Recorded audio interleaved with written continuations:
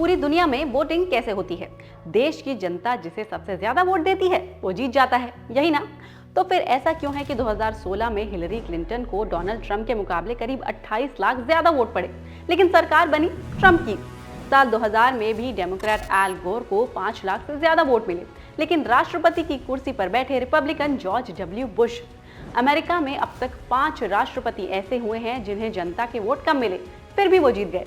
इसकी वजह है अमेरिका का बेहद पेचीदा इलेक्शन सिस्टम, जो इंडिया या बाकी कई देशों की तरह डायरेक्ट वोटिंग के जरिए राष्ट्रपति का चुनाव नहीं करता, बल्कि इस टॉप पोजीशन के लिए हाथ को घुमाकर कान पकड़ा जाता है। क्या है ये पूरा सिस्टम? चलिए आसान भाषा में समझ लेते हैं। पहले तो समझ लेते हैं कि वोटिंग किन फेजेस में होती है। तो इसमें सबसे पहले होते हैं प्रेसिडेंशियल प्राइमरीज, जिन्हें राज्य और लोकल अथॉरिटीज कराती हैं। इसमें सीक्रेट बैलेट के जरिए पार्टीज प्रेसिडेंशियल कैंडिडेट चुने जाते हैं। ये जरूरी नहीं है कि वोट देने वाले लोग किसी पार्टी से जुड़े हों, किसी पार्टी के साथ रजिस्टर्ड हों। इसके बाद होते हैं कॉकसेस, जो कि प्राइवेट इवेंट्स होते हैं, यानी कि क्लोज डोर इलेक्शन होते हैं। इन्हें पॉलिटिकल पार्टीज करवाती हैं। इन इवेंट्स में डिसाइड किया जाता है कि हर पार्टी के लिए चुने गए कैंडिडेट्स में से राष्ट्रपति उम्मीदवार कौन होगा। इस बार के इलेक्शन में जो नाम सामने आए इस प्रोसेस के जरिए राष्ट्रपति के लिए, वो थे कमला हैरिस और डोनाल्ड ट्रंप। इसके बाद आती है वोटिंग की बारी, यानी जनरल इलेक्शन, जिसमें अमेरिका के आम लोग वोट करते हैं। अमेरिका में सिर्फ 2 ही पार्टीज हैं, एक है रिपब्लिकन जिसे रेड कलर से पहचाना जाता है, और दूसरी है डेमोक्रेट जिसे ब्लू रंग से पहचाना जाता है। अब आम तौर पर ज्यादातर राज्यों के बारे में पहले से ही पता होता है कि वो किस पार्टी को सपोर्ट करते हैं, क्योंकि वो ट्रेडिशनली ऐसा करते आ रहे हैं, उस पार्टी के लिए वोट कर रहे हैं। जैसे कि कैलिफोर्निया डेमोक्रेट्स का विनिंग स्टेट माना जाता है और टेक्सास रिपब्लिकन का।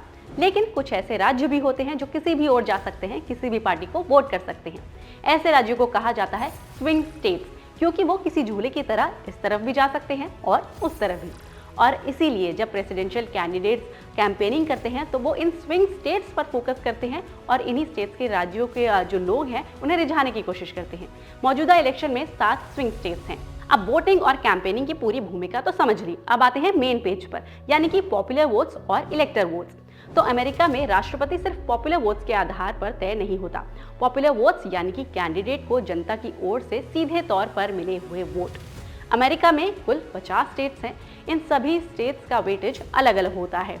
इन्हीं वेटेज के आधार पर तय होता है कि वहां से कितने इलेक्टर्स चुने जाएंगे। जैसे कि हमारे यहाँ लोकसभा चुनाव में होता है कि किस राज्य में कितनी लोकसभा सीटें होंगी, कुछ उसी तरीके से आप इसे समझ सकते हैं। ऐसे ही किसी स्टेट में 40 इलेक्टर्स होते हैं, तो किसी स्टेट में 3, तो किसी में 15। यही इलेक्टर्स इलेक्टोरल कॉलेज के लिए वोट करते हैं, जो राष्ट्रपति चुनाव का सारा खेल तय करते हैं।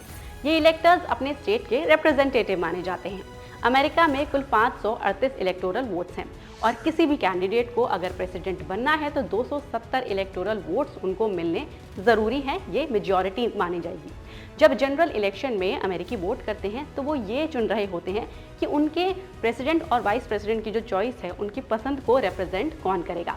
अगर कोई कैंडिडेट पॉपुलर वोट्स के मामले में अपने अपोनेंट को हरा भी देता है, लेकिन अगर इलेक्टोरल कॉलेज में चुने गए इलेक्टर का वोट उन्हें नहीं मिलता तो ये बाजी पलट भी सकती है, जैसा कि हिलरी क्लिंटन और जॉर्ज डब्ल्यू बुश के केस में हुआ था।